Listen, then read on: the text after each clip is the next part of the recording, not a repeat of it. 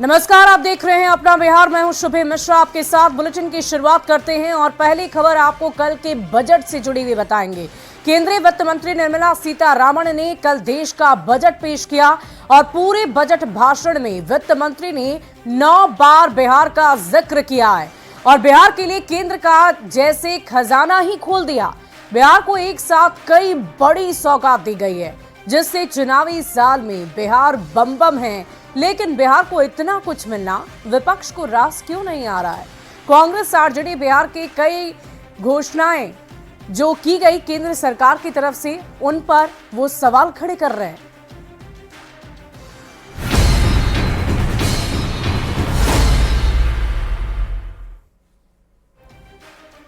बढ़ते आगे, सबसे पहले एक नजर डाल लेते हैं बिहार को देश के आम बजट में क्या क्या मिला है। बिहार में किसानों से लेकर छात्रों तक का पूरा ख्याल रखा गया है। युवाओं से लेकर सुकून भरे सफर का भी पूरा इंतजाम किया गया है। बजट में कैसे बिहार बम बम है, आपको बताते हैं। सबसे पहले आईआईटी पटना में सीटों का विस्तार किया जाएगा। पटना एयरपोर्ट के विस्तार की बात सामने आई है। बिहार में ग्रीन फील्ड एयरपोर्ट बनाए जाने की बात कही गई है। बिहार के मखाना किसानों को प्रोत्साहन देने की बात कही गई और बिहार में मखाना बोर्ड का गठन किया जाएगा, ऐसा भी कहा गया है। मिथिलांचल रीजन के लिए सिंचाई स्कीम का ऐलान किया गया। कोसी कनाल से 50,000 हेक्टेयर की सिंचाई होगी। वहीं वेस्टर्न कोसी कनाल प्रोजेक्ट को वित्तीय मदद दी जाएगी। बिहार को 8 वंदे भारत एक्सप्रेस भी मिलेगी और पटना को 2 अमृत भारत एक्सप्रेस मिलेगी। बिहार को 400 नई इलेक्ट्रिक बस मिलेगी। पटना से 150 इलेक्ट्रिक बस का परिचालन शुरू किया जाएगा। बढ़ते आगे, तो बिहार के लिए केंद्रीय बजट में किए गए ऐलान से लोगों में बहुत खुशी है। सत्ता पक्ष भी इस बजट से बेहद खुश नजर आ रहा है। नेता बजट पर सवाल भी उठा रहे हैं विपक्ष की। कांग्रेस नेता इसे बिहार का चुनावी बजट मान रहे हैं और आरजेडी ग्रामीण विरोधी बजट बताते हुए इसे थक नहीं रहा, जिस पर जेडीयू और बीजेपी के नेताओं ने सधे अंदाज में पलटवार कर दिया है। With keeping Delhi in mind, they have made this big announcement. And keeping Bihar elections in mind, they have made some announcements regarding Bihar. Bihar भी इस राज्य का, इस देश का हिस्सा है ना, तो बिहार इस देश का हिस्सा है। तो बिहार को इस देश का हिस्सा है, तो बिहार को अगर मिला तो इसमें क्या चिल्पा मचाने के लिए? बिहार में किसानों को अगर लाभ होगा, बिहार के नौजवानों को अगर लाभ होगा, तो इसमें इनको अगर आपत्ति है तो ये कहें कि हमको भारी आपत्ति है। बिहार के किसानों को क्यों लाभ दिया जा रहा है, बिहार के नौजवानों को क्यों लाभ दिया जा रहा है, ये बोले। ये बजट मेरा मानना है गांव, ग्रामीण और गरीब विरोधी बजट भारत सरकार ने पेश किया है और बिहार को कोई लाभ जो है नहीं मिल रहा है। बिहार में जिस तरह का बजट केंद्रीय बजट के तौर पर दिया गया, यह ऐतिहासिक है। बिहार के लोगों को जिस तरह की सुविधा पहुंचनी चाहिए, उसको देश के यशस्वी प्रधानमंत्री जी पहुंचाने का काम कर रहे हैं। और इधर सीएम नीतीश कुमार ने भी बजट की तारीफ की है। उन्होंने सोशल मीडिया प्लेटफॉर्म एक्स पर पोस्ट कर ये लिखा है कि केंद्रीय बजट सकारात्मक और स्वागत योग्य है और बजट के जरिए केंद्र की ओर से देश के विकास की गति को और बढ़ाने के लिए कई कदम उठाए गए हैं। बजट में बिहार के लिए जो घोषणाएं की गई है, उनसे बिहार के विकास को और गति मिलेगी। राज्य एक मखाना बोर्ड की स्थापना से मखाना किसानों को लाभ मिलेगा। ग्रीनफील्ड हवाई अड्डों से अंतर्राष्ट्रीय उड़ानों की संख्या बढ़ेगी, जिससे लोगों को इसका सीधा फायदा मिलेगा। आर्थिक विकास होगा। मिथिलांचल में पश्चिमी कोसी कैनाल परियोजना के लिए आर्थिक मदद मिलने से यहां के किसानों को फायदा होगा। पटना आईआईटी के विस्तार से तकनीकी शिक्षा को बढ़ावा मिलेगा। टैक्स स्लैब में 12 लाख तक छूट से मध्यम वर्ग को राहत मिलेगी।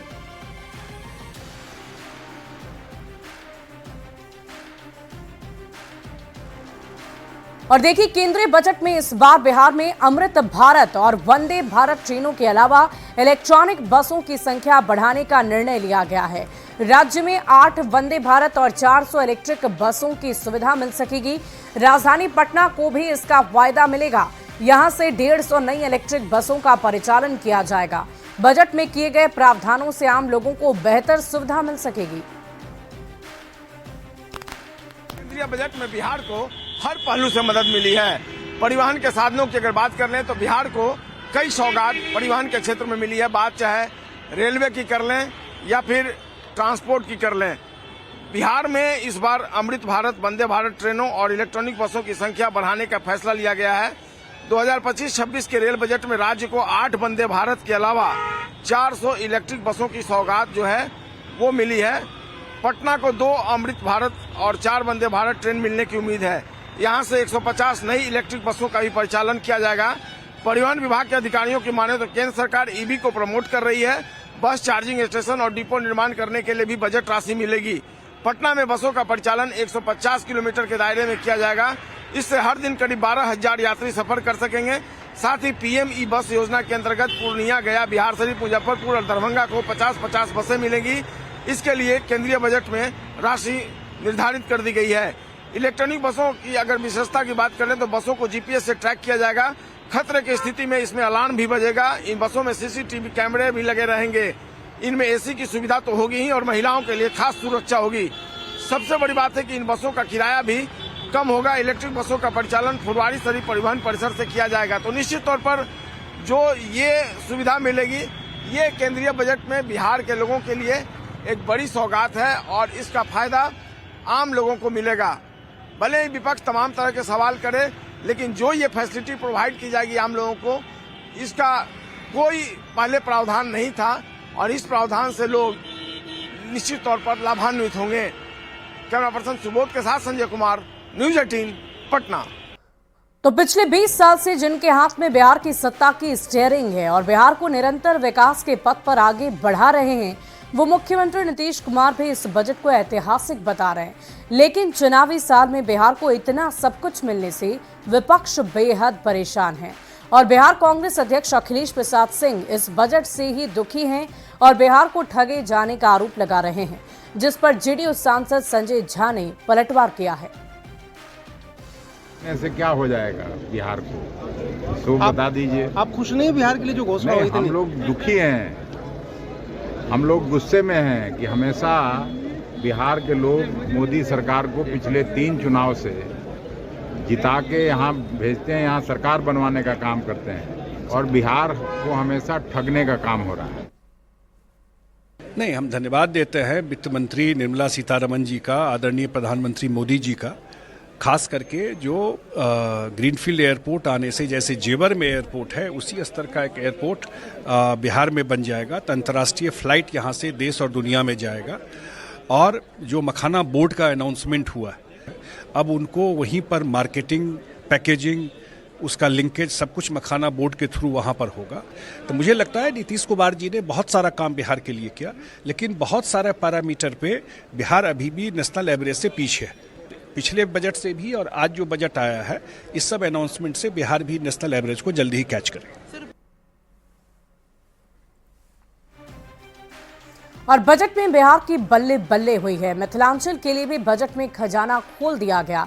वहीं वित्त मंत्री निर्मला सीतारमण ने सफेद कलर की मिथिला पेंटिंग वाली साड़ी पहनकर बजट पेश किया। इस रिपोर्ट को देखिए।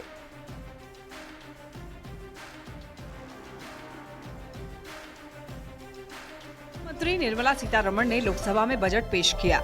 इस दौरान उन्होंने बिहार को लेकर कई बड़े ऐलान किए। बजट में मोदी सरकार मिथिलांचल को लेकर के मेहरबान नजर आई। बजट 2025 में अकेले मिथिलांचल के लिए 2 बड़ी घोषणाएं की गई हैं। इनमें पहली घोषणा मखाना बोर्ड बनाने की। मखाना बोर्ड के बनने से मखाना के उत्पादन और बिक्री में तेजी आएगी। दूसरी घोषणा वेस्टर्न कोसी कैनाल को लेकर के की गई। इससे मिथिलांचल के 2 जिले दरभंगा और मधुबनी को सीधा सीधा फायदा होगा। Makhana board in Bihar. For this, there is a special opportunity for the people of Bihar. A Makhana board will be established in the state to improve production, processing, value addition and marketing of Makhana. The people engaged in these activities will be organized into FPOs. The board will provide hand-holding and training support to Makhana farmers and will also work to ensure they receive the benefits of all relevant government schemes. Budget में मिथिला को मिली सौगात को लेकर JDU के राष्ट्रीय कार्यकारी अध्यक्ष और राज्यसभा सांसद संजय झा ने खुशी जताई। साथ ही वित्त मंत्री और पीएम मोदी का आभार भी जताया। बिहार स्पेसिफिक कुछ बातें उन्होंने कही है, उसके लिए हम लोग प्रधानमंत्री जी और वित्त मंत्री जी को धन्यवाद देते हैं कि बिहार में मखाना बोर्ड बनाना हो, बिहार में पश्चिमी कोसी नहर से सिंचाई योजना देना हो, बिहार में पटना IIT का एक्सपेंशन हो, बिहार में नया ग्रीनफील्ड एयरपोर्ट की बात हो, बिहार में फूड प्रोसेसिंग टेक्नोलॉजी के इंस्टीट्यूट की बात हो, ये सब उन्होंने बिहार के लिए दिया है। मखाना बोर्ड बनाने के ऐलान पर मखाना कारोबारियों ने भी खुशी जाहिर की है। ये मखाना बोर्ड का जो निर्णय है यूनियन कैबिनेट का बनाने का, वो काफी वेलकम स्टेप है।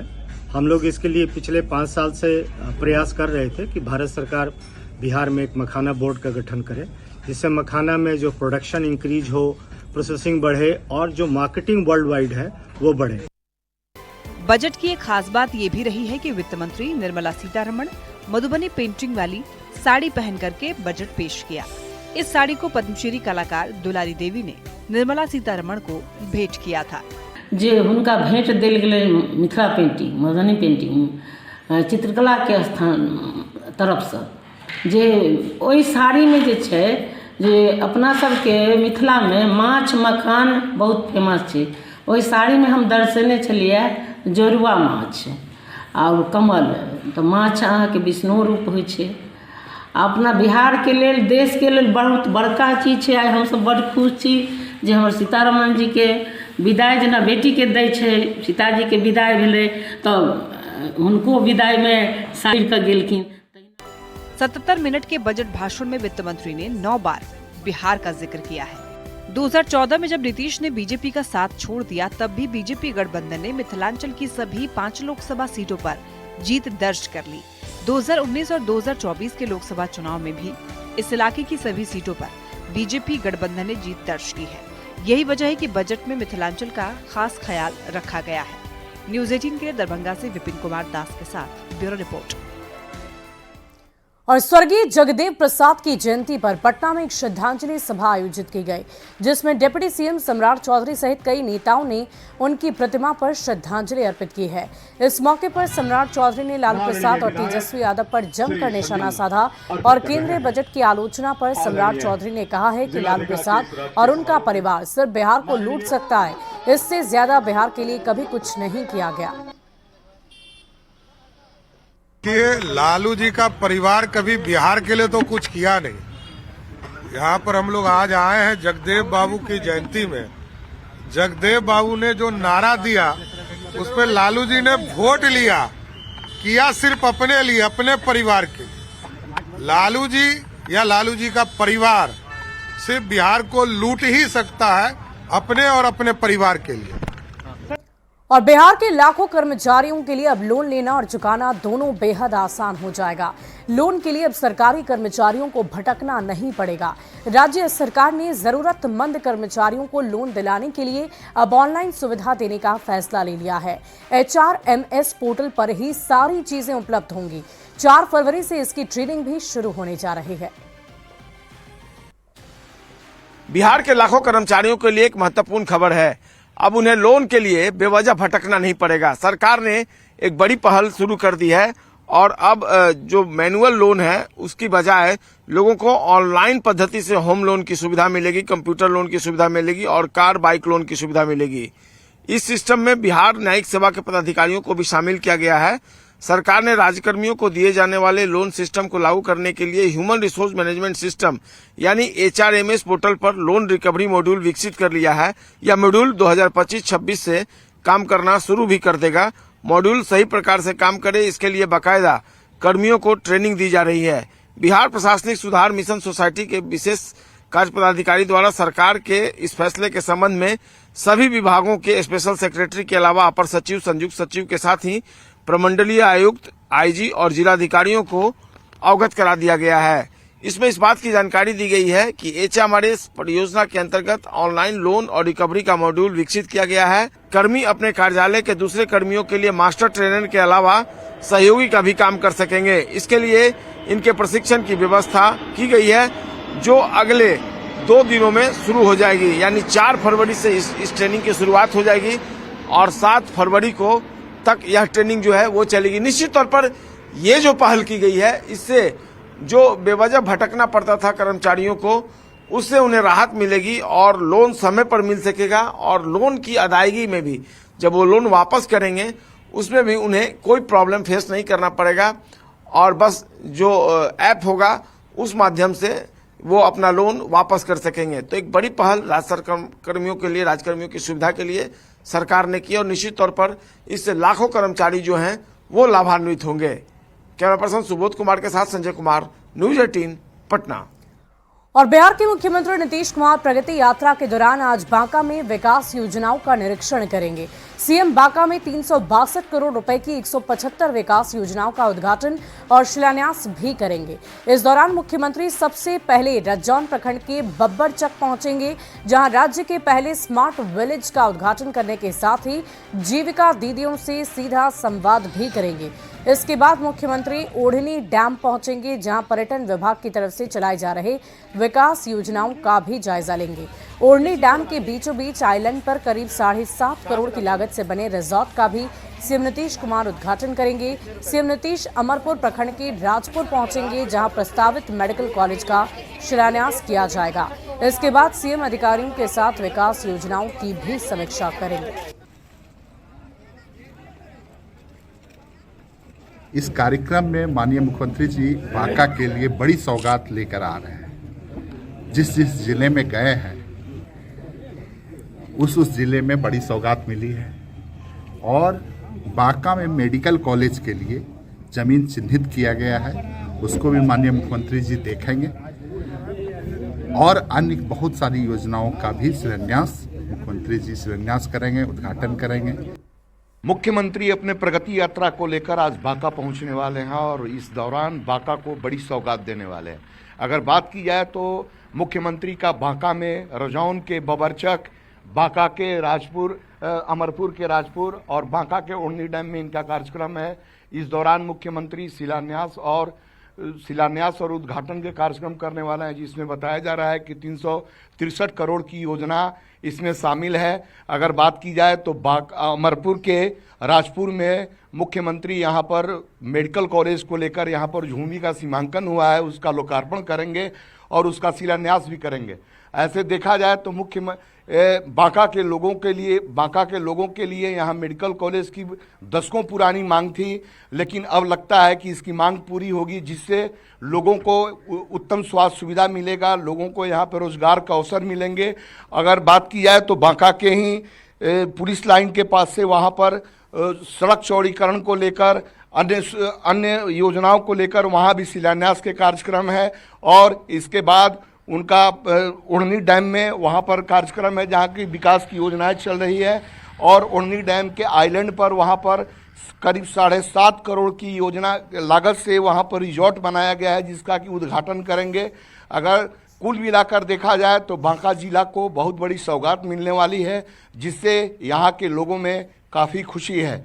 नागेंद्र, न्यूज़ 18 बांका। अगली खबर छपरा से आ रही है, जहां अमनौर कन्या मध्य विद्यालय की एक नाबालिग छात्रा से छेड़खानी का मामला सामने आया है। रसोइया के पति पर छेड़खानी का आरोप लगा है, इसे लेकर स्थानीय लोगों में गजब का आक्रोश है।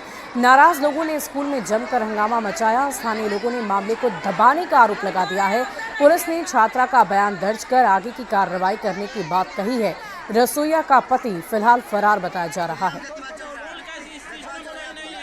माना करना चाहिए उनको, कोई नहीं है, कोई भी गलत फायदा उठा रहा है, कोई भी कुछ बोल रहा है लेडीज को, क्यों बोलेगा? बच्ची है, नाबालिग बच्ची है, इसको बोल दिया जाए, ऐसा बात को दबाया जा रहा है। टीचर का काम है, जातिवाद भी चल रहा है, जातिवाद चल रहा है इसमें। विद्यालय के बाहर की घटना है, विद्यालय में ऐसा आज तक नहीं हुआ है, बाहर तो कुछ भी हो सकता है। यहाँ पर पुलिस भी आई थी, क्या हुआ है मामला?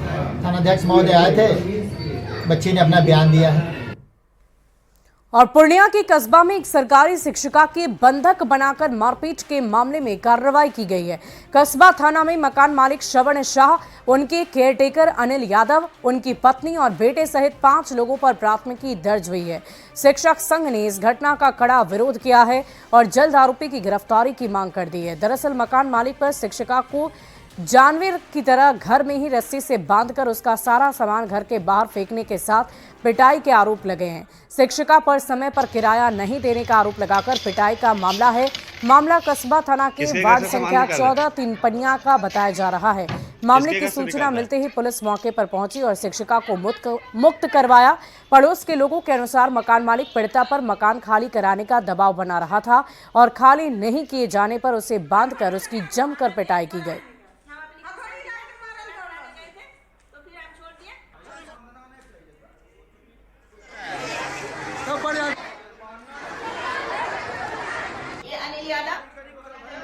अनिल यादव का दोनों बेटा।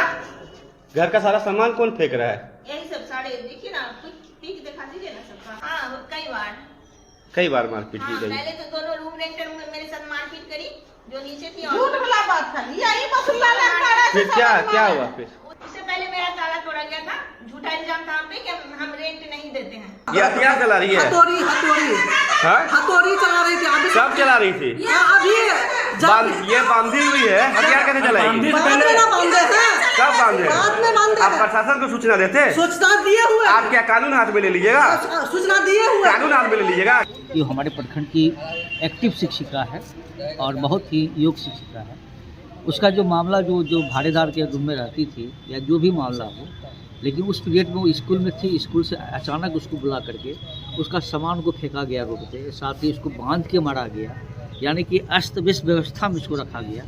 और इस तरह की घटना नहीं होनी चाहिए। मामला जो भी हो, एक रूम मालिक और एक वो जो रह रही थी, लेकिन इनको सामाजिक स्तर पर न्याय करना चाहिए या कोई बात रखनी चाहिए। अगर समाज स्तर पर नहीं हो रहा था तो थाना के माध्यम से इसको रखना चाहिए, प्रशासन के माध्यम से रखना चाहिए। ऐसे लोगों की गिरफ्तारी होनी चाहिए। ऐसी समाज में आज उसके साथ हुआ, कल उसके साथ। इस तरह महिलाएं तो ये कमजोर तो है नहीं, अब महिलाएं कमजोर होकर के इस तरह किया जा रहा है। और फिलहाल इस बुलेटिन में अभी के लिए बस इतना ही।